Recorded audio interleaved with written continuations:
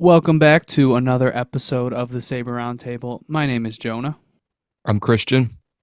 I'm JP.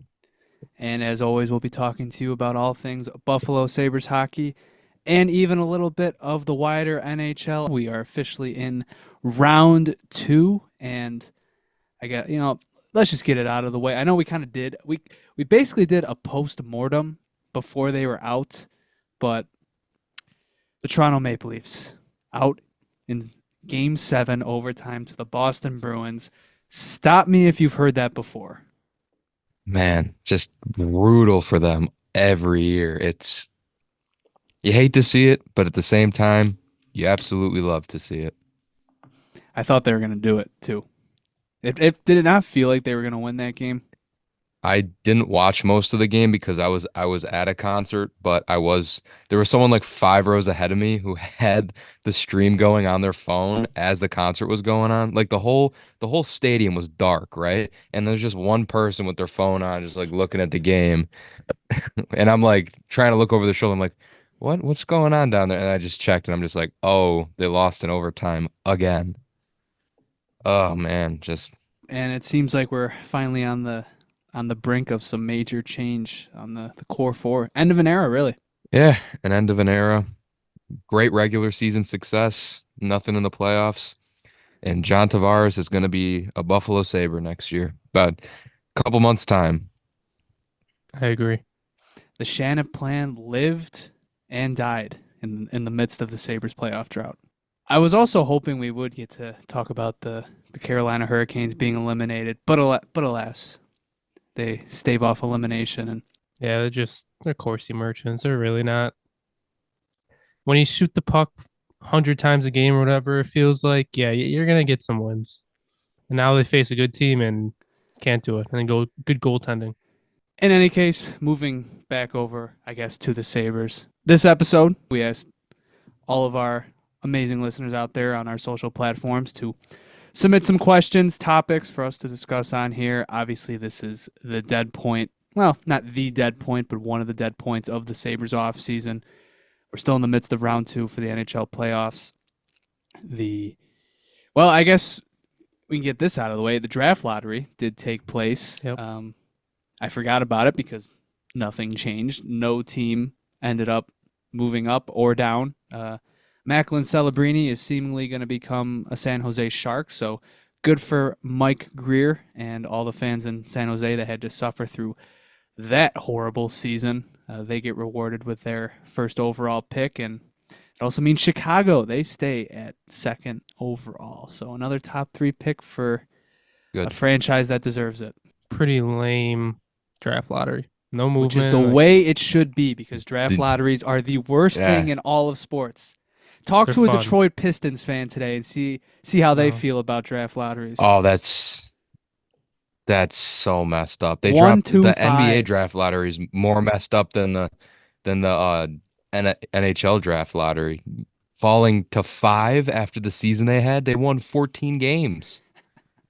That's that's worse than like the worst Sabres team of all time. And I know they're two different sports, but they both play 82 games. Draft lotteries keep bad teams bad. Draft lotteries are fun. They're We fun, would've- but they we keep would have bad never teams bad. gotten Owen Power. They came in last place that year. I thought they did. I thought they moved up that one. No. Mm-mm. You came in both lotteries. They stayed. Oh, I thought we moved up that one. I knew Dowling. No, we lost 18 straight games that year. We Your eyes did definitely not came in last deceive you. place. Oh, that's a good point. That's a really good point. That also means that the Sabres, they stay at 11th overall. As to be expected, the discourse has picked up surrounding what the Sabres are going to do with that draft pick, and we'll talk a little bit about that in our questions. We did get a few submissions centered around that topic, but we shall see what the Sabres choose to do with the 11th overall pick. But aside from the draft lottery, the Sabres news is going to be slow up until the Stanley Cup playoffs end, which is not going to be until June.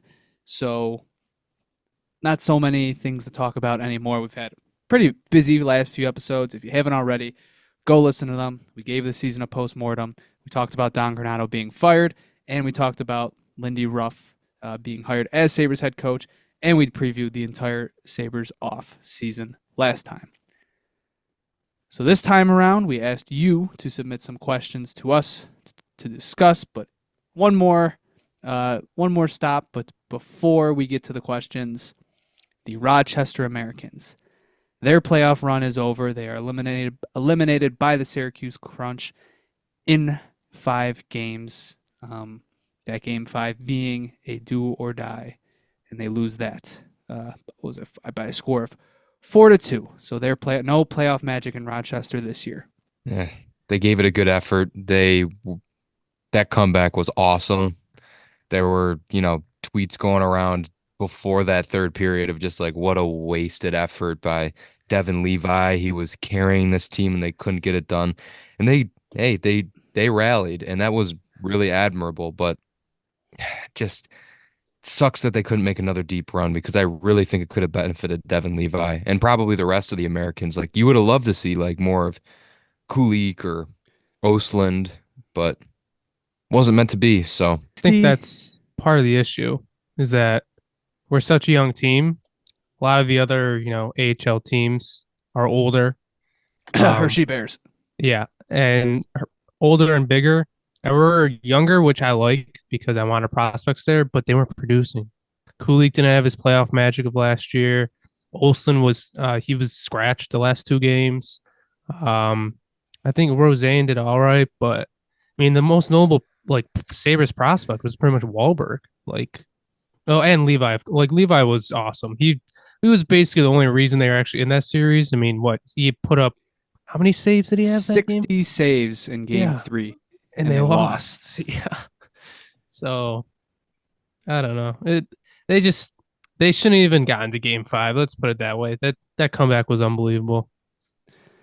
Yeah, like JP mentioned, they didn't get the playoff production that they got last year from Yuri Kulik, most notably. I mean, he was their MVP last season, aside from maybe Malcolm Subban.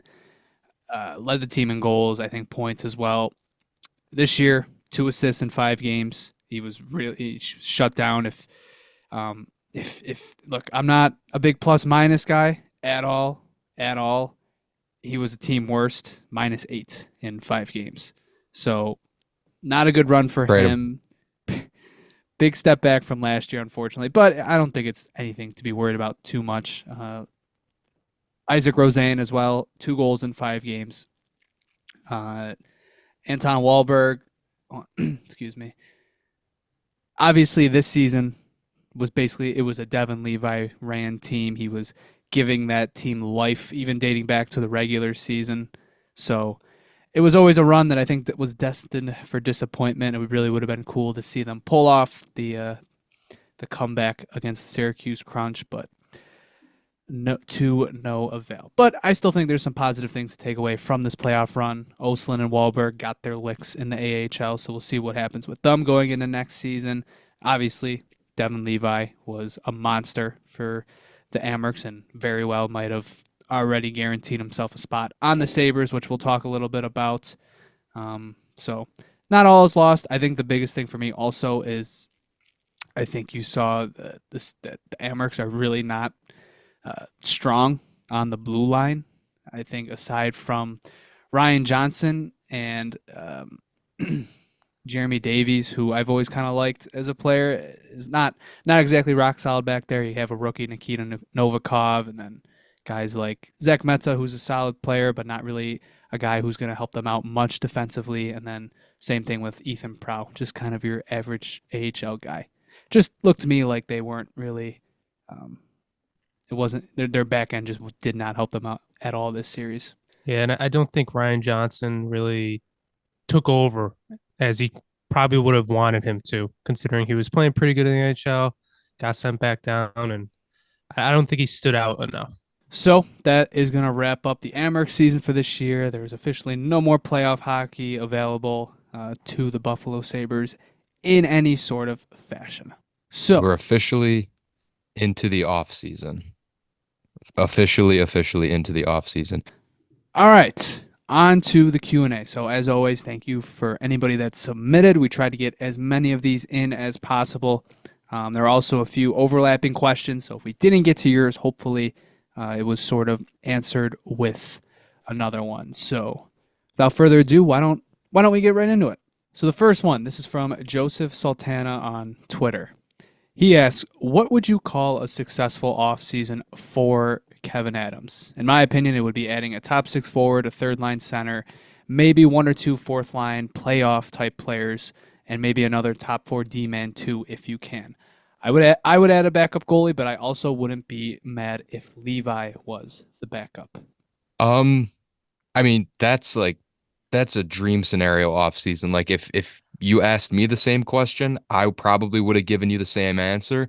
But the problem is we have to think in terms of realistics here. Um, I'm gonna bet that there's gonna be some moves Kevin Adams makes that, a certain portion of the fan base might not like. Um, but I think the most important things right now is that third line center and that top six winger. Scoring was completely gone last year from what we saw the year before. Um, and I also reiterate that we have to go back to challenging our center depth because you could plug in players like any day of the week. If you think, oh, this guy fits this certain role, like we could throw him right into a third line center role. I don't want that. I want someone who could put some heat on the neck of the guy in front of him and, push him in practice. And I'm sure at some points, Lindy Ruff, he's going to get fed up with some certain players and they might rotate out of the lineup. And you got to you got to know that that guy is able to take more minutes. And that goes for the winger too. So, um, that's focused on. Obviously, what you were saying is a dream offseason scenario. I'm good with all of that, but realistically, I don't think all of that happens. But I do think that we're going to see a completely different forward group next season. Yeah, I agree. I think that is the ideal. I disagree. The backup goaltender. I think ideally you want Levi to be up there. And even like I feel like the issue would be you get another backup goaltender and then Levi earns his roster spot again, and now you have three goaltenders again. Like I don't want that to happen. So, but everything else, yeah, I agree. But the third line center, that's the most important thing this offseason. I think we have to learn our lesson from what happened with Eric Comrie while he was here. We don't need to repeat what happened. Um, they showed that they would just call Levi up anyway. I mean, obviously, not every goalie is Eric Comrie. You could have a better backup, but um, I agree. I think you just put your trust in Levi and you go with that tandem next year. And if it gets bad, then you make moves during the season. You don't have to make all your moves either in the off season or deadline day. You have all season to do it. I'm not so I don't know what the word to say it is, but like I'm not totally opposed to adding another goalie.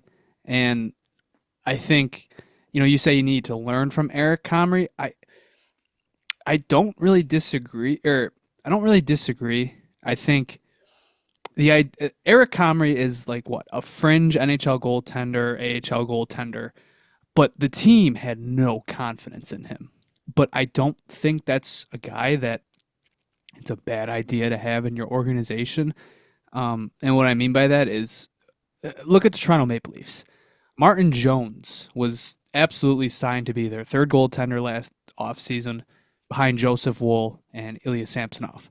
Well, Woll got hurt early in the season, and Samsonov was terrible to start the season. Martin Jones comes in and was starting game, had like a 920 save percentage for like a good month, and help that team win games for a prolonged period. And I think just having that type of guy in your organization, I mean, Martin Jones, Eric Comrie, is there really a difference in level of play? I don't really think so. So I think adding that third goalie, I don't think is the worst thing in the world. I mean, I would also be remiss if I didn't mention how, goaltending is a pretty volatile position. You have no idea what it could entail next year alongside injuries. So I guess talking about it in that sort of view, I don't really mind adding another backup, but they would still probably rank behind Levi in terms of where they're at. Yeah, I don't disagree with that at all. Like, we definitely need like a really good AHL goaltender who could come up if someone gets hurt. I just don't want to sign like a backup goalie he's supposed to slot in as our number two. Like, I don't want that. I not that I don't want someone to compete with Levi. I just don't want to have another logjam. Like, the 2 seasons in a row of that crap. I don't want to see it again. Yeah, it's become frustrating, and it could definitely deter you from doing something. But what you're saying, Jonah, does make 100% sense. But you keep repeating the same thing over and over again. It's like, what are you doing? But you know, who knows, right? You guys kind of addressed the main, additions that the team's probably looking at this offseason. So I'm actually going to change up what I would call a successful offseason for Adams, just in a different sense. I will call this offseason a success in some fashion, and it doesn't matter how the team performs on the ice next season. If Kevin Adams spends to the cap, if he spends to the cap, that is a win in its own right, because look, this team since COVID, there's no mistake. Look, they've gone through a rebuild. They've gone through it. There was no reason to spend that much, but they've been $10 million under the cap or more for 3 seasons now. And especially last offseason, where they could have used that financial flexibility to get a better jump on other teams with additions and stuff. And even if you go back to the rebuild, like they weren't retaining on contracts, they haven't taken on bad contracts, and they haven't retained on a contract since Taylor Hall. I'm just saying, there's question marks as to how many resources Adams has to go and build the team he wants. But if this is the offseason where he spends to the cap, and even if it turns out bad, I think it shows that at the very least he has the money to do what he wants. How much do we have to spend this offseason to get to that? We talked a little bit about it last episode. Was it like $21 million? And that's, plus a UPL extension, plus a Krebs extension, things like that. So I don't know. You're probably working with $15 million. That's probably one big addition, pretty much. That's pretty much what you're asking for. I mean, how big of addition? Well, I don't know. I mean, isn't it one big addition going to cost $15 million? Well, I'm saying if one big addition takes, I don't know, 8, 9, Tavares is 11. Like, there's not that many. They're not taking on all 11 Yeah, I was going to say, dollars. when you trade for Tavares, the Leafs are retaining salary. Oh, 100%. They're retaining salary. It would be cheaper to get him. Well, just if you take his whole contract. They probably would get him for free. You know what? Maybe I'm going to amend my successful offseason. If they spend to the cap, but it's really only because they took on $11 million in Tavares' cap, and the Leafs had to pay his actual salary. Never mind. Just scratch that. I don't know. I think, roughly $5 to $6 million per addition. Like if they get a top 4 defenseman, third line center, first line, or top 6 forward, I think, that's roughly in the $15 million range. What would you guys say to if they did a trade, they got Tavares on the team, retained half the salary, and then they went out and got Patrick Kane? What would you think of the team going into next season? The look on your face says a lot, Jonah. Well, it's like it's tough because it's realistic. For anybody who's been listening to us since the fall. Look, I was wrong about Patrick Kane. I'll take it. I'll take it right on the chin. The reason I was for anybody watching us, I was like face palming. It's because I know, if Patrick Kane became like the marquee addition of the offseason, it would just be very funny. That's all. It would be very funny. Yeah. I think that's actually like a realistic offseason. And I don't think He's not that's awful. coming here. We've been over. He's not coming here.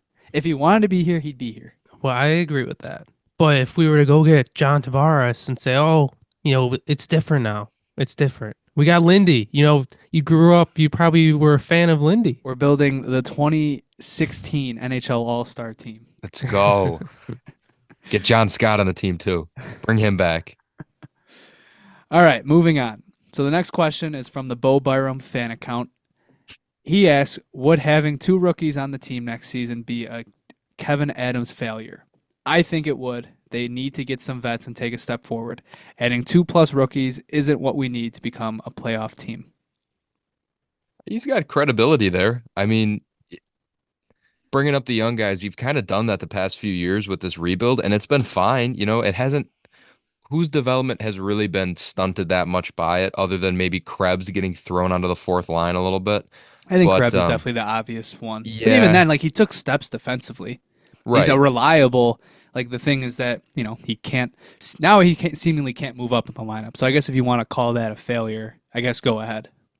And this is probably where we should sit in the middle here. You can go out and you can get some, veteran guys that can play and, they have the playoff experience, but at the same time, you can't roadblock the guys that are coming up in the AHL, which it makes it a perfect scenario for a Lindy Ruff team where you could have guys cycling in and out of the lineup when they're not performing as well. That's how you push these players to become better, especially like if someone's having a rough stretch in practice games, whatever, you sit in the press box for a few games and watch and, just work on your game. It's not a bad thing for a player to sit a few nights. Um, but that's where I think that could come in. Like if you're going to go out and sign vets, like for the fourth line, those are the guys that I think should cycle in and out of the lineup with maybe some of the rookies, especially if you go through a scoring drought or you think you need to play better on the defensive side of the puck, you can adjust correctly. And I know people will say, well, you're going to stick them in the press box. You're going to carry them on the team like the taxi squad. What about their development? And it's like, I think the time for development is done. It's like if you don't want them on the team, you trade them or you have them sticking around. I'm personally kind of over it.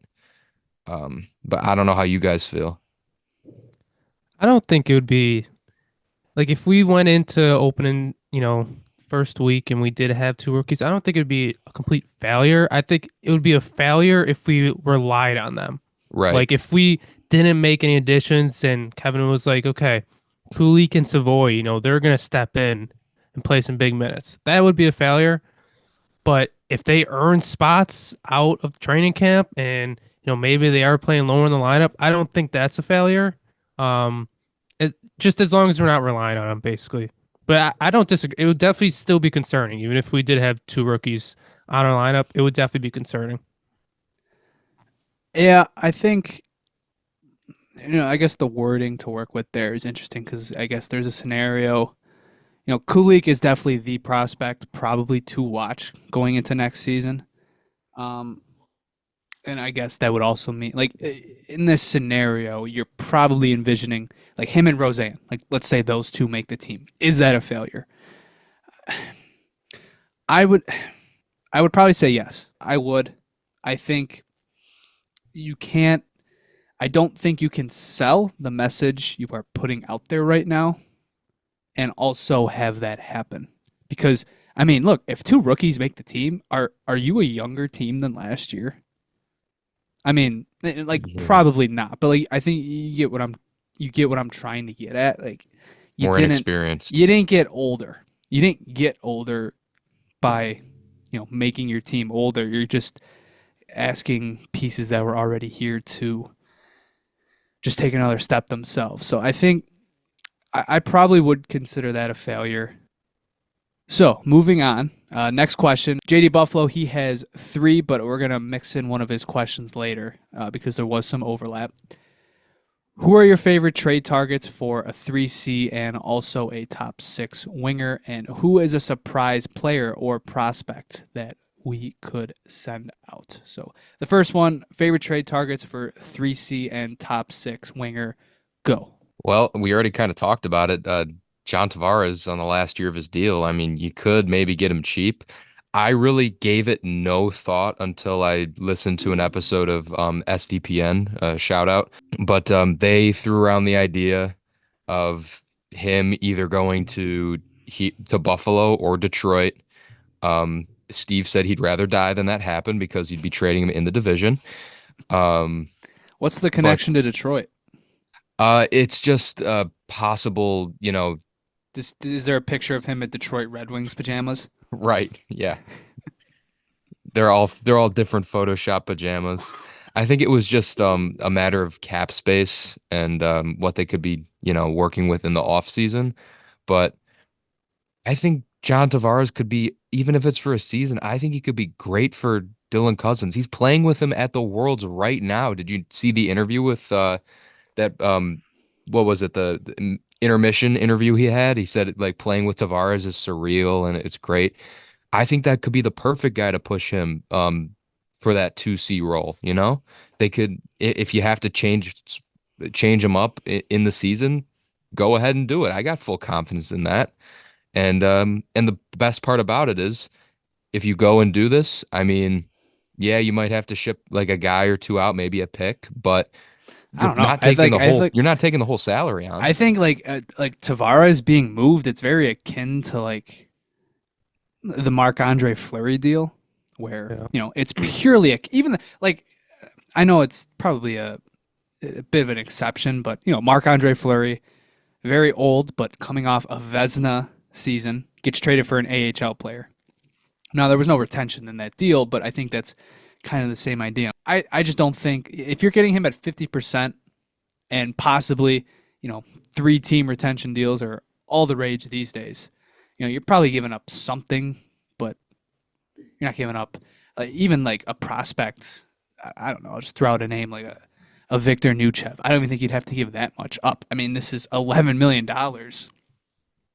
that you're getting, I guess, off the books, or at least $5 million along those lines. So I don't know. And I think the thing about Buffalo is that it might be the only place he would want to go because he wouldn't have to move his family. I mean, that's why he likes Toronto so much, and obviously there's the connection with his uncle. So Yep. I don't know. I just think it's not something I think to completely throw out the window. I don't think it's just a dumb cap-friendly dream scenario thing. I do think if the Leafs are looking to move on from him, I really don't know how many teams would be suitable. Plus, It's growing the cap on me, space. man. It's growing Yeah. on me. He's perfect. He wins Yeah. faceoffs. Yeah, I was gonna say he wins faceoffs, and he's a veteran leader to bring into the room, a legit veteran leader. I don't personally have any other ideas. I'll defer to you, Jonah. Yeah, I think the three third line center has been talked about for a little while. Guys like Noah Cates, Boone Jenner, obviously they're guys that come to mind, or like a Nicholas Waugh for the Vegas, or William Karlsson has been a name. I feel like that's kind of like a higher end ad that you're potentially talking about. So I don't think I have really any new additions to the pool. Top 6 winger. Bring me Nikolai Ehlers. Just do it. Do it. Do it. We will give him the Please. ice time. We Just- promise. We promise as a fan base we will give him the ice time. Top 6. I'm trying to think who. I mean, it really depends. I feel like you don't really have a firm grasp on who else. What other top 6 wingers are really It's available. Marner. I know. I was gonna bring up Marner. Bring them both in. It's not gonna. I don't think that's gonna happen. You, It feels you have like to extend him if you're trading for him. the Marner trade is very much, because it's going to happen. It's very much going to be akin to the Kachuk trade, where it's not even like a value trade. It's just this player is going to this place because of a special circumstance or whatever. Like Kachuk, RFA, he was leaving no matter what, and then Florida weirdly was just trying to get out from Huberdeau. So it's going to be like a deal like that. I think, the Seth Jones has been proposed. Like he's probably going to move for a defenseman. Otherwise, like Travis Konechny was kind of thrown around. I know Philly wants to extend him, but obviously he's a pending UFA after the next season. But I think they were talking about giving him $8 million. So that's a steep price. I don't know. It's the top 6 edition. I'm not so sure it's gonna happen. Because obviously, you say, hey, add a top 6 forward. Well, what a brilliant idea. Why didn't we, why didn't anybody else think of that? It's easier said than done. And it's, not a lot of teams are just hoping to move on from that. But hey, you never know. The other question, who is a surprise player or prospect that we could send out? I'm sticking to my Ryan Johnson hunch. Something about him, I think he's the guy that I don't think people really talk about as much as being a possible trade option. But I just think you look back at his contract situation with the Sabres, how that was never really, it wasn't at all a straight line path.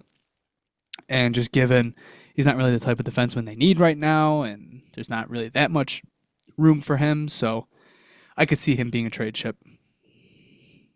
I would probably go for a guy like, I mean, the easy decision is like, oh, maybe Noah Ostland or one of those three. Um, it's probably going to be as Isaac Rosian.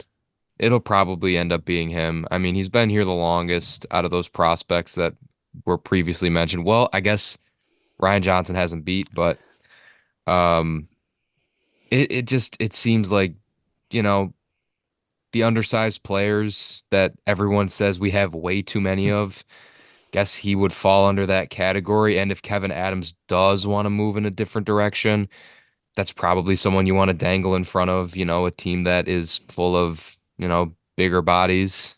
Yeah, I think if we talk about surprise prospects to move, I agree with Jonah. I don't think anybody else would really be too much of a surprise. Because I think Roseanne's, the obvious one, and I don't think they're going to move on for any of the others. What do you think about like Samuelson, possibly?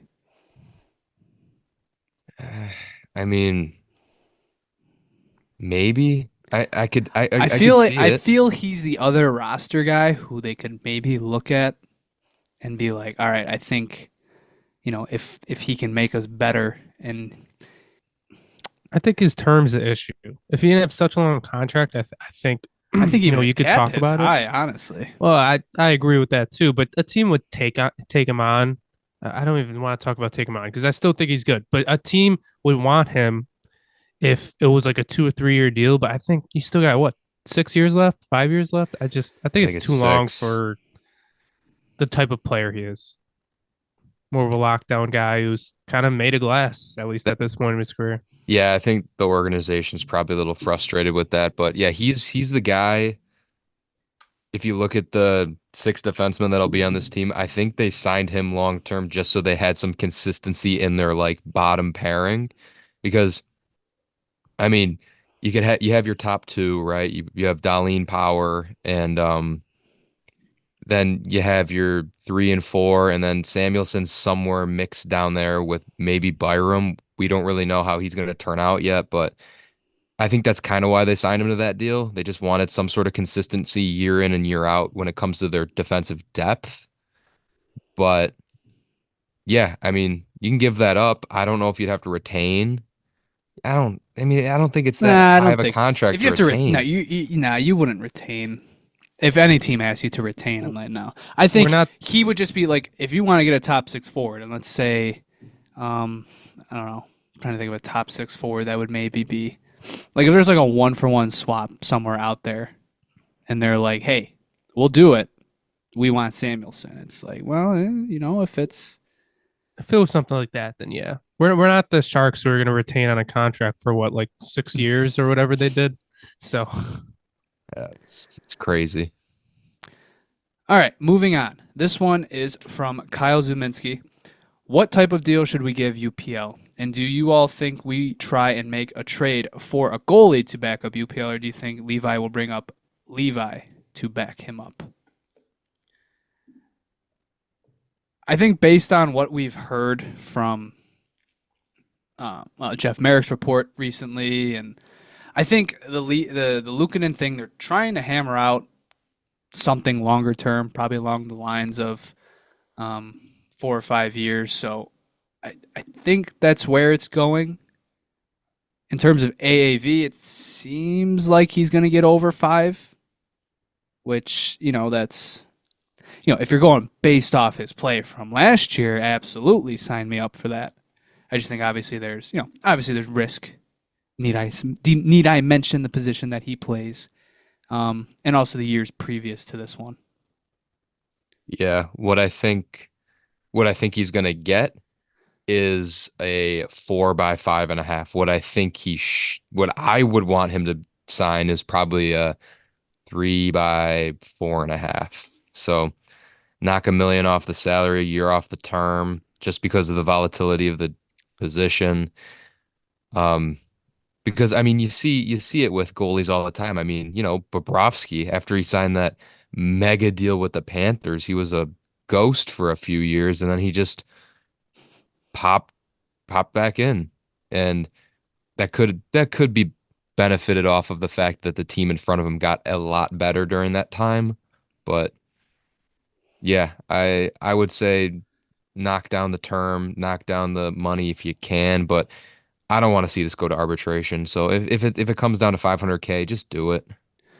If we're going off of evolving hockey's contract projections, which are always very, very close to the final product, his most likely contract is a 4-year deal at about $5.2 million. If they go up to 5 years, it goes up to $5.4 million.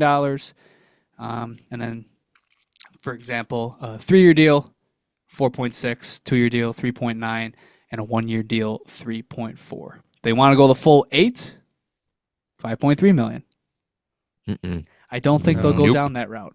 No, I'm hoping for like a 4 by 5. That's kind of what I want. But Seems like be- that's the that'd be direction fine. it's going in. yeah, and I'll say if Kevin Adams were to make a trade this offseason and it was for a goaltender, I think I'd be kind of upset. So not even just because of what we talked about earlier. It's just like let's bring in something that will really help this team instead of maybe a backup goaltender. Okay, moving on. This one is from Ryan Sanders 105. Who do you think has a better bounce back season? Tage Thompson or Dylan Cousins? And what do you think they need to do more of to achieve that bounce back? I think Cousins because I think Tage's down year was maybe little overblown. I mean, he was more dealing with injuries. And he still finished with 29, didn't he? Or he almost got to Mm-hmm. 30. So I think his was maybe a little overblown. Where Cousins, I mean, he had a down year the entire year pretty much. Um, so I'm expecting him to come in and be more like his 2022 2023 self. That's what I'm expecting.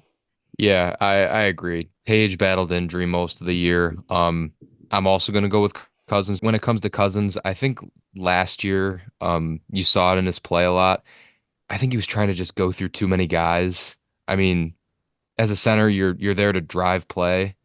You could sometimes just get the puck to your winger, man. Like I saw a clip of him trying to go through like two defenders and he just got pickpocketed so quick, or he's looking for that, you know, perfect pass to finish the playoff. Sometimes you just got to shoot it, man. It's like I think what he needs to do is just simplify his game just a little bit, and I think he could benefit from that under Ruff as his coach. Um, I also think Quinn being healthy, mhm. hopefully the whole season, will be a huge help for him. Yeah, yeah. We need Jack Quinn back. We were robbed of his breakout year. I'm definitely in the line of thinking with JP that, Tage's season, bit overblown in terms of how quote unquote bad it was. I mean, hey, if you're going off of, I think, actual or like expected WAR, I think he had around the same as last season, which I think is more a testament to how bad defensively he was that year. But look, this season took a huge step defensively, and saw a decrease in offensive output. But um, I think Cousins is definitely the one you want to see have that bounce back season, and for him to get there, Christian brings up simplifying his game. Just he is not. He doesn't have the hands that I think he thinks he does, and he doesn't have bad hands. He just can't. He's not Nathan McKinnon, which I feel like he's also trying to emulate a ton. He's not him, but for him, simplify the game in transition. Find a way to just get back to his bread and butter, which is just being the transition guy for the breakout, starting in his own zone. And honestly, I think an underrated part about how lackluster his season was is that even when he got into the offensive zone, he wasn't really a factor in terms like his board work wasn't great. At times he's like a very lanky player. It feels like his reach is almost too big to really do much on the wall, and it felt like his offensive creation ability was just very hindered this season. And obviously, at heart, he's always going to be a guy that creates off the rush. But I think if he wants to take another step, um, finding a way to contribute more, I guess, on the forecheck would also help. And biggest of all, he has to finally take a step defensively. At the very least, he didn't. He didn't even do that. It's not even in Tage's case where you could say, hey, at least he made a marginal improvement, or at least in Tage's case, it was seismic. If he does that, which I think Lindy Ruff can hopefully try to tap into, I think everybody's looking at him as the guy Ruff is going to challenge the most, then that's definitely going to help him have that bounce back. Next question from Sabres Socialist. I'm interested in the potential upside for certain players under Lindy, particularly Cousins and Power. How do you see these two improving under the new coach? Well, I think we just touched on that with Cousins. I think what I just said, Lindy Ruff, I think you'll simplify his game, and um, it's more of a, overthinking thing, Once you simplify the game, you see it in a whole different way. When it comes to Owen Power, I mean, Owen Power is the type of player you see on the ice and you only see him because he's doing something wrong, but you don't understand how important he is to the fabric of this team and this blue line because he plays a major role in uh, the defensive Transition zone game. and the transition game. What I think Lindy Ruff can do is I think he could probably bring out some of the offensive tones of his game. Maybe you could see more goals. Maybe he plays a little bit of a different role next year, but I mean, I wouldn't say there's any guarantee to that, but you could see him potting a few extra goals here and there, or maybe he'll just turn into more of a shutdown defenseman. I don't know. That one's more of a wild card to me. I think Yeah. Dylan Cousins is the obvious one. Owen Power, you can go both directions. Yeah, I could see that because I think Darlene can really thrive under this. So I think that if Darlene can, then I think Power can. That's a good one to point out that we probably haven't thought of much. And I think Power just needs to use a shot more. I mean, he was scoring a little more towards the end of the season. So I'm honestly expecting, him to pot quite a few goals this year. Power's the type of guy where I think you saw where he took a step back last year, which was basically like, his whole thing is just flowing through the offensive zone, activating, going below the goal line. Uh, if you just let him do more of that, he's too smart of a player not to contribute. So I don't think Lindy really has to mess with him in that aspect. I think you even saw in the World Championships, like him and Bowen Byram, like, oh my God, they were below the goal line on their goals. It's like Yeah. can't scare me like that. But I think what Power can improve in the defensive zone, which maybe Lindy can work on, or maybe it just comes from himself. It's a cliche to knock him for not being physical, not engaging with other players, players in that way. But I think there's some merit to that. I think primarily he needs to get better in front of the net. That's where you see half of his defensive lapses. He's not covering a guy in front. He's going for the puck, and he kind of just, he abandons his guy to chase a pass or so, or go for the clean takeaway. I think that's something that, I mean, honestly, the whole team has always struggled with that. Their net front presence stinks in their defensive zone. Both sides. Even a guy, yeah, both sides. Even a guy like Mateus Samuelsson, like you would expect that to be his bread and butter. It's his worst. I think some of his worst defensive ability. So I think if Power can, I think engage more on that aspect, and even in the defensive zone, engage guys more with the body, and it doesn't have to be much. But Rasmus Dahlin was not always, he's not what he was now when he was an 18-year-old. Now I think he always had a little bit more of a physical edge to him than Power, but obviously over time he's sort of developed that. So I think if Power slowly does choose to tap into his athletic frame, then I think that's where you could see some improvement. A lot of physicality just comes with age. It does. I think that's why a lot of the time I do roll my eyes at it.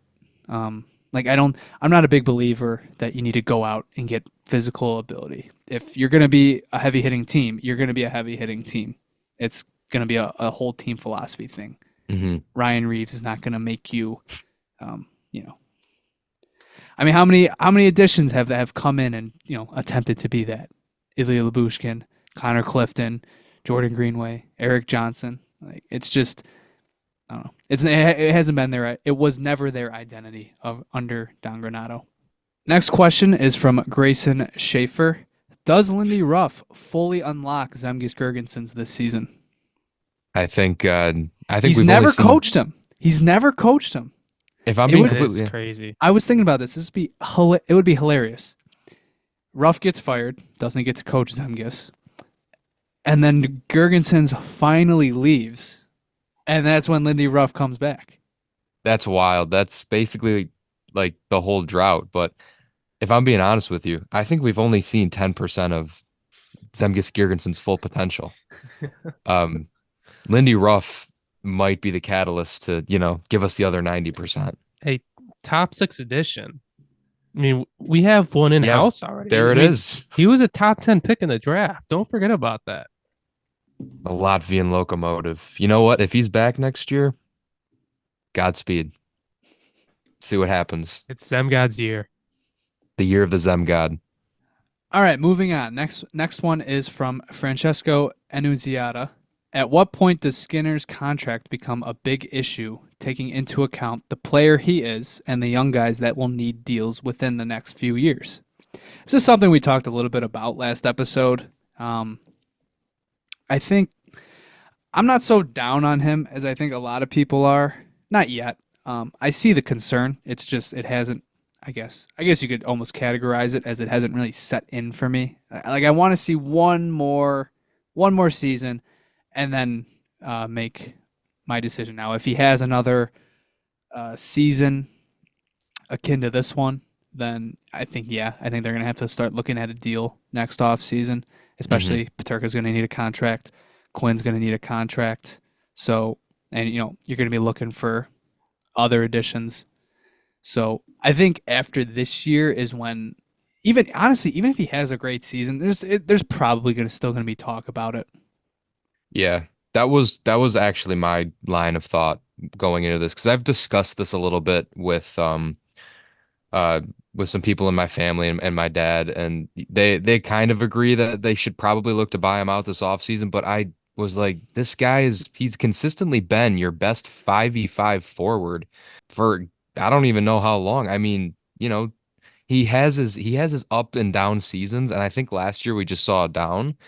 Um, but I'm not ready to move on from him just yet. If he has another down year, come back and talk to me next off season.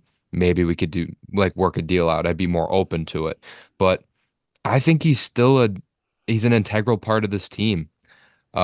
Whether that be now kind of losing a spot on the first line, if he slides down to maybe like the second or third line, that's completely fine. You just got to build a lineup and a roster that could benefit each player from who they play with. Um, I think with Jeff Skinner, you need more of a guy that could feed him the puck. Um, Jeff Skinner isn't really a play driving forward. He's more of a shoot and score and finesse guy. So you're going to need someone, bringing the pace on the line. But that's to be determined in the offseason. But there has been a lot of talk, especially from other media outlets in the Sabres sphere, about buying him out, and they're very passionate about it. I can't get on I board just with a don't I don't buyout. see it. I don't see it. You look for a trade, or you just bear the brunt of it. I don't think a buyout helps. It doesn't. Yeah, why are you kicking the can down the road at this point? You Yeah, got 3 years left. I think you at least give him this season. I don't know why you wouldn't. I mean, other than the fact that you're saying, oh, he had a down year. Yeah, he's had down years in the past too. Guess what? The next season he came back and he was one of your most productive players. So I think at least you give him this season. Next season you can make the argument for it. But at that point, you got 2 years left. Don't buy him out. Why are you kicking the can at that point? Look for a trade and retain salary. yeah. I'm with you. I just don't.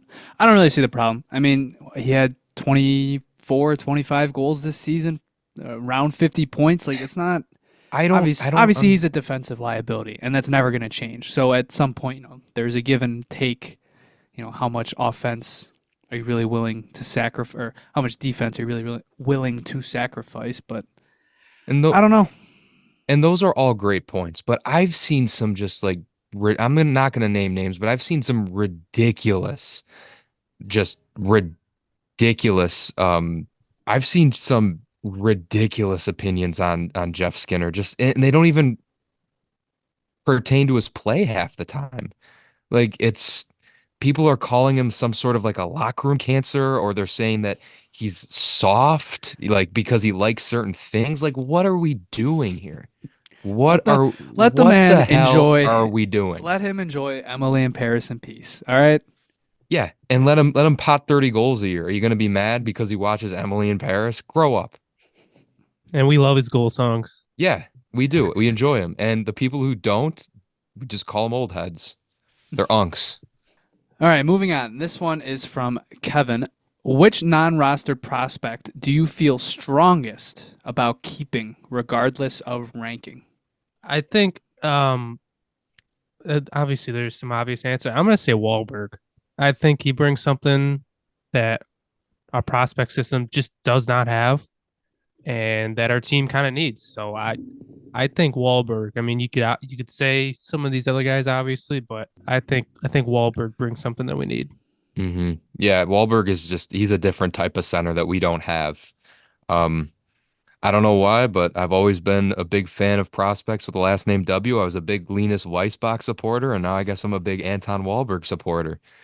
I mean, he scored an unbelievable goal, and it was the playoffs, right? Mm-hmm. He walked to the It front was of the net. It was like game one, I think. It was Tage Thompson-esque. He just used his frame and he just he dangled the goalie in the crease, just threw the puck in the net. And I uh I think if you're looking at prospects to move, not him.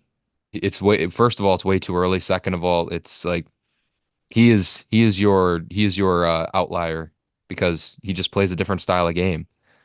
Yeah, it's tough. That's a good pick. In service of trying to be different, it's weird because they all, when you look at like who's going to be traded, you all have reasons to ship them out, just for the sake of value and such. But they all have like that one asterisk that it's like, well, they probably could keep him based on this. I think Kulik is definitely, despite his, I think Kulik's physical development along with his just natural development.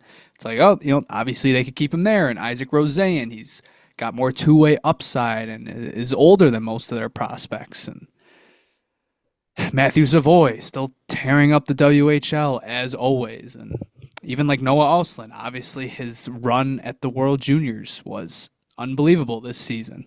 So I don't know if I think I might just go with Wahlberg, I guess, because yeah, I think that's a guy they keep just because he brings that different element. Like when you project this guy, if he's going to make the Sabres ever, it's not in a higher placed role, or I don't know. You know what? I'll go with Devin Levi. Call me a cop out. He's still a prospect technically. Yeah, that's true. I also just want He to will remind get traded tomorrow. Mm. there's a realistic scenario that Savoy could have made the team over Benson. Like he was the one better in the training. Yeah, I think the about training that. camp. So But it's like, then he played 3 minutes in his NHL debut, and then they sent him well, down the next day. yeah, That was because pretty at that wild. point Benson already won it. I think so. I just think Savoy's been everybody's easy to trade prospect, which like we've talked about, it makes sense. He's another small forward. We have players like that. I think we can't forget about how good he really is. Okay, next question. This one is from Brendan L. Chances that Savoy can make the Sabres roster next year. Oh, look at that. And I give it a decent chance. But if they really want to this goes along with what we were talking about earlier. Do we want more rookies? Probably not. So if he earns a spot out of camp, like great. But put him in the AHL, give him some more time, and let him earn it. Yeah, I'm just gonna reiterate what I said earlier. If you're gonna bring in a couple veteran guys, I think he will definitely get his games next year, but it'll be in that role where you rotate into the lineup for struggling guys that, fill a need. And if you need more scoring, maybe you go with a younger guy, you pull a more defensive guy out of the lineup. It's just good to have these players around. But if you want to be a dynamic team, there's ebbs and flows in seasons. You need to be adapting 24/7 with whatever lineup you make. And you don't want to, jumble the lines 24/7, but all it could take is a couple tweaks at the bottom of the lineup here and there. And when they start to struggle or you want to focus on something else, then you plug a different guy back in. But I don't think we should be building out a roster that, entails 12 forwards, 6D, two goalies. I think we need to be looking at, you know, maybe 14, 15 forwards, 7, 8 defensemen, and possibly a third goalie. I'll put it this way: I wouldn't be surprised if he made it. No, neither would I. I wouldn't be surprised either. I mean, he's been around long enough. I mean, I think he deserves his shot at least. I think I would still be pretty surprised. I don't mean to. I don't want to frame that as like you guys are idiots, but I don't know. It goes back to what we were talking about earlier. I just don't know if he can sell that. Like opening night, making the Sabres roster. I don't know if he can sell that based on all the messaging we've gotten. Like I would put his chances like he would have to, like even if he had like the Zach Benson preseason that Zach Benson had, I don't think that would be enough because I mean it's mainly based like, hey, you can just throw him in the AHL and just have him stored.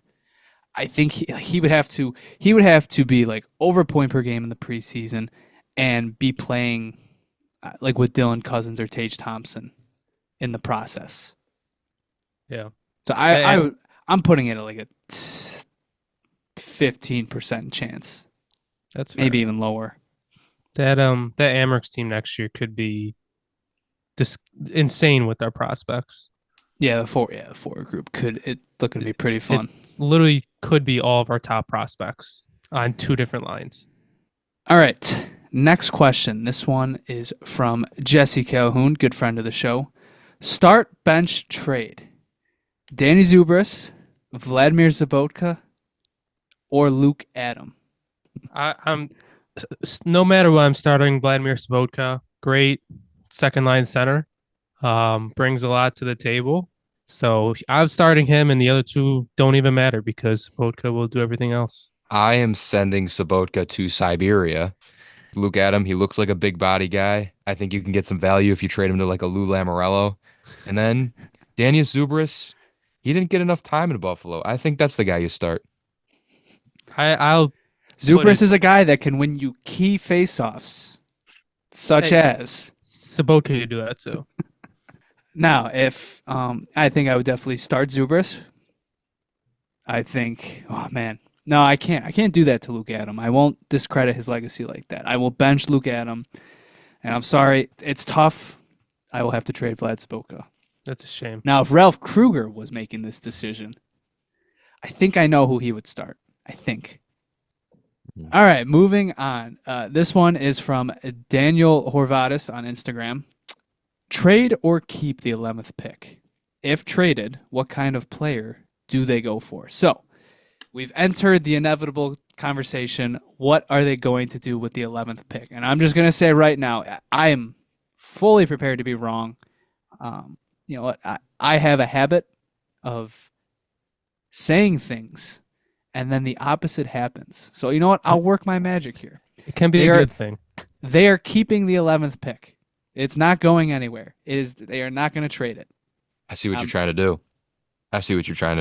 I am trying to do something, but at the same time, I am fairly certain in this. I agree. I think the value of the 11th pick in the NHL draft it's really not that high, and this isn't the strongest prospects class from what I know, at least. Like I think everybody's thinks the value is higher than it is. I'm not opposed to trading at all. I just think you have to like actually find the right trade, and like if you can name a player that trade for the 11th pick, then like fine, do it. I just I don't know. I think people just want to trade it no matter what and don't have enough substance behind it. Like, what do you want to trade it for? Like, do you need to package it with people? Like, There I is don't there know. is no substance. They just want something different. And They just I don't mean, want I more don't blame them. prospects. Right. Yeah. I don't blame them, but they just want something different. What if what if they pulled the Buffalo Bills and they traded down and they got You don't do with the quantity that. Kansas City and they got it Chiefs. with the Kansas Yeah. City Yeah. Chiefs? They got quantity.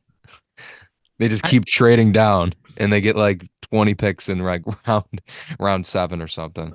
my only other real rebuttal, and this would be bringing more prospects, but it's like eventually some of these guys are going to graduate, Hmm. or you're going to trade some of them. You still want to have a good prospect pool. Like, you don't need a top one all the time. Like, I'm not saying we need the number one for the next 5 years, but you don't want to have bottom of the barrel. Like, you still want to have young guys there where once you're good, you could still have a guy who could jump up. You could save $5 million on a player because he's making 800K.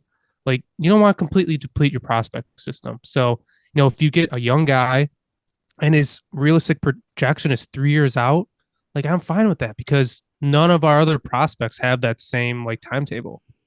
I would also say, given that this draft class is, compared to like last year, pretty top heavy in terms of defensive talent, the Sabres kind of need to restock that. You Hmm. have, look, you're probably going to move on from Henry Jokiharju, Ryan Johnson, even if,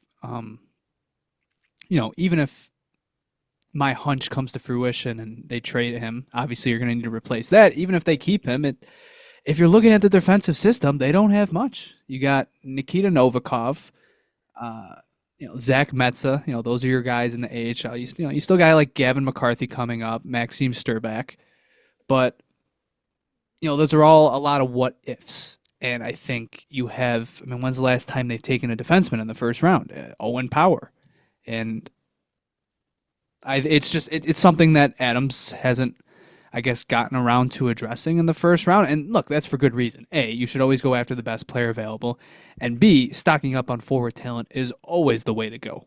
But I think this draft presents an opportunity where I think there's a good chance they're going to take a defenseman that, it makes sense to keep the pick. Also, I think there's more. Um, I don't know, maybe just me, but I think if you traded someone like I don't know, a Roseanne and Osland or even a Savoy, I think they have more value than that 11th pick as well. That too. I think there's Completely. more tangibility there. Yeah, a team will want a proven prospect over an unproven prospect any day, and that's what you're getting out of the NHL draft at our position. Hmm.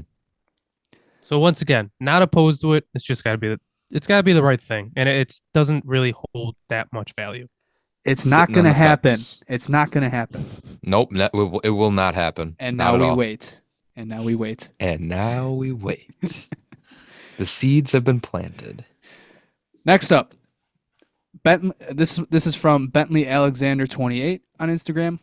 What do you think Levi's role will be next season? So we've kind of touched on the topic, but I guess we haven't totally gone into it. Devin Levi, what does next season look like? He obviously had an up and down rookie season in the NHL, which is to be expected. The numerous concerns that were raised during all of last offseason were proven to be fairly valid. He wasn't ready for that starter's position as a rookie. But he also had some high points, and then anytime he was in the AHL, he was stellar, to put it bluntly. There was no slow catching up period for him. So what does Levi look like for next season? 25 to 30 games.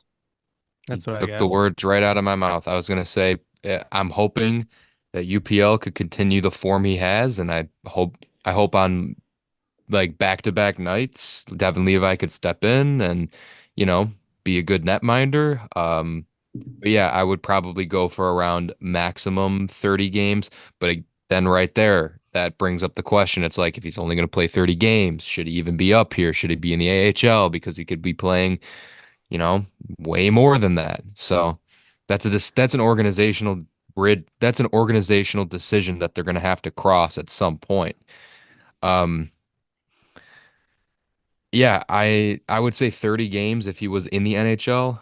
Um, but again, goaltending, hot and cold position. UPL, I hope not, but I don't want to go back to my hating days. I Uh, think he's he played so well in the AHL. He might be too good for the AHL. But like regardless, I think if you want to put your two best goaltenders forward next year, it's UPL and Levi no matter what. Like if you say, okay, let's give Levi another development year, are you really like putting your best roster out there to make the playoffs? I don't think so. I think Levi and UPL should be the tandem if you're really going for it. mm, Yeah, I think that's definitely, at the end of the day, are they your two best goaltenders? If they are, they should be on the team. I don't think it's too far fetched to say that what they're potentially looking at here, trying to model, especially, last year you couldn't have really predicted this, but now that Luukkonen has established himself as a starting goaltender at the very least, I think they're trying to mold themselves after the Boston Bruins. That sort of 50-50 split. We have two great goalies. Luukkonen's going to get the benefit of the doubt to start the year, but there's nothing stopping Devin Levi from coming in and taking the reins himself. So I think if it's a best case scenario because the Boston Bruins are probably the only team in the league with that sort of tandem and flexibility, but they have it. And the Sabres, if Levi can make the jump and Luukkonen is truly a starting goaltender, then it's totally within the realm of possibility that's what we're going to see next season. mhm. And I think that will be hopefully very reassuring to Lindy Ruff, given he was probably starting a different goalie every game Yeah. last year. Yeah, maybe he could breathe a sigh of relief knowing he has two strong goalies, hopefully. Next up, this one is from Darth Maelstrom. Am I the only one who thinks Kevin Adams is a bad GM? No, because people have opinions and you're allowed to have that opinion, and there are other people out there that share your opinion. I'm gonna respectfully disagree with you, and I don't know what else to really put into that. I get it, like he's made some questionable decisions, as does any NHL GM, but I think what you'll see is in the upcoming season, this is where it's do or die for him. I would say. I wouldn't say they'd move on from him, but I really think this next season is a huge turning point for this team. So, you could ask me that question in another year. Maybe I'll have a different opinion, but opinions change all the time. And right now, I'm not on the same side of I'm not on the same side of the fence as you are. JP, I will defer to you, noted Kevin Adams defender. I just think even if you disagree with some of the stuff he's done, I think he's turned around this organization, and I think that's pretty much undeniable. This isn't, the Eichel years where we were hoping that we would somehow make the playoffs, and we don't really have like a nice core, but we got a good top half player. Like I think we have a good core, and I think it is different than past years. I just think he's turned around this organization no matter what, even if he hasn't completely, made the right moves. He hasn't gotten into the playoffs yet. I think he's still put the organization in the right direction. And I agree with Christian. This is a huge offseason. I next if he doesn't do much, then I'll eat my words. But I think this will be a big offseason. Look, Kevin Adams, he's not perfect. He is very much not a perfect GM. There are things he is good at, and I think primarily is drafting and hoarding capital. His flaws have been utilizing them or being a bit more impatient, being I guess, a go-getter. I think Free agency. Free agency is also a big weakness. As has been for past regimes too. Like he's not the For the only thing. franchise, who's For the the franchise, yeah. who's the best free agent signing in Sabres history? It's Isn't Spotchuk. Sakara? It's Spotchuk, Spotchuk. not Sakara. Spotchuk. It's Spotchuk. Or Tempo Numanen.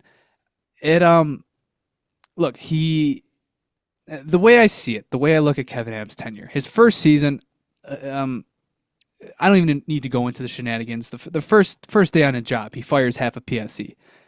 Going into that offseason, I think it's sort of clear that Kruger had a lot of say in the way that team was built. And then obviously he had financial restraints. Look, we can debate about it now, but back then, I don't think they were giving him all the resources to build the team he wanted to, given what was going on in the world at the time. And look, that team failed. It did. Pretty badly. Moving past that, you had 2 straight seasons where they outperformed preseason projections by double-digit figures. Okay, that the season they traded Eichel, people were pegging them to be one of the worst NHL teams of all time, and that's not an exaggeration. They were setting themselves up seemingly to have a San Jose Sharks type season. They didn't have that.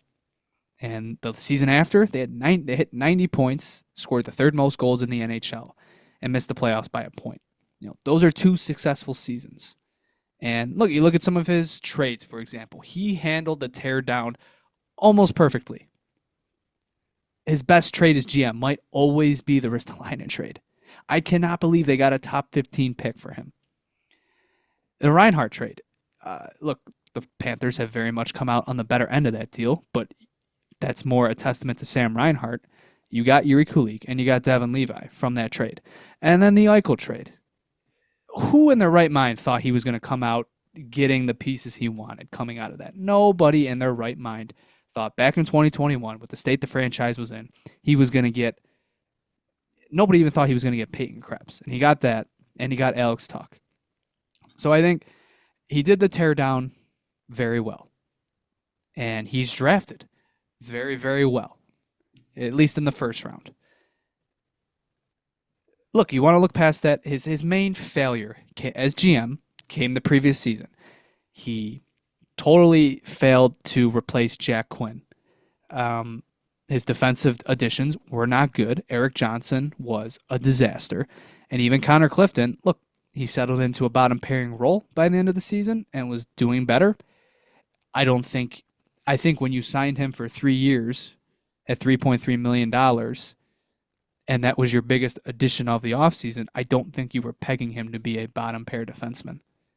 That one didn't work out quite as well either. And frankly, I'm glad he made the decision eventually. He waited too long to fire Don Granato. He did. I understand why he took so long. If it was truly up to him the entire time, he waited too long. This past season, is very much on him, and I get the criticism. I don't think he's a bad GM, though. Comparisons are a very dangerous thing, but I think there's a big difference between Kevin Adams, or let's say the state of the Buffalo Sabres and the state of the Ottawa Senators. Okay, 2 teams who I think are in the same tier of season that they had this past season. Obviously, the Senators finished worse, but I think, same level there. The Buffalo Sabres are sitting on a wealth of prospects, youth, draft capital, and even cap space to a degree. The Ottawa Senators, trying to refigure out their core, they made their big additions, and they failed. Okay, they lost 2 consecutive years in the top 10 of the NHL, or top 15 of the NHL draft, because they went after Alex DeBrincat, which failed, and they went after Jacob Chychrun, which they're going to trade him, most likely. So that failed.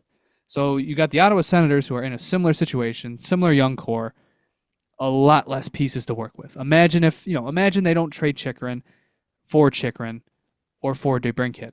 And, let's say they're in the same place they are now, but they got, Kevin Korchinski. And, hey, they could have drafted Zach Benson. Suddenly they're not in such a bad spot. So I think, like I said, comparisons are dangerous. And you don't want to live by that sort of principle, but Kevin Adams has fail safes. He has pieces to work with, and he has a core that I still think for the most part is fine.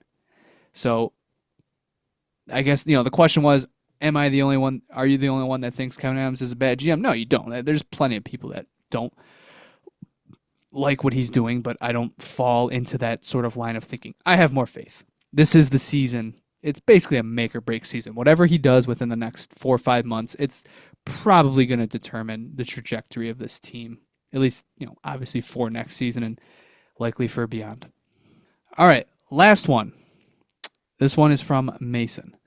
Is this the year? Do they break the drought?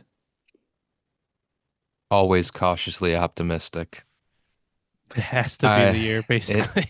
Please. I will beg. No, I'm just joking. If he makes the right moves in the offseason and the right guys fill in the roles, this is actually perfect summation of everything we've talked about throughout this entire episode. If Kevin Adams makes the right moves and, young players, they benefit under Lindy Ruff, guys bounce back. We bring youth into the roster and we inject some veteran presence in there as well, who could rotate out with some of the youth at some points. I think you got a great recipe to break the playoff drought going into next season.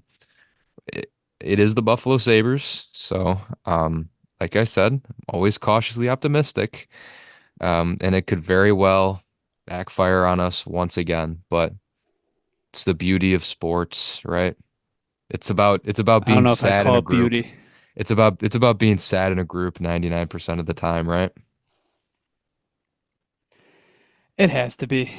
It just I don't even want to think about, like, it's weird because you don't have it in your mind as a guarantee, like, yes, they're going to make the playoffs, but it's at the same time it's like I don't want to imagine a world where they don't, because if they don't, Where do we I go? don't know. It might. Where do we go? If we don't make it, you might have to blow it up. Like seriously, God, would they have to?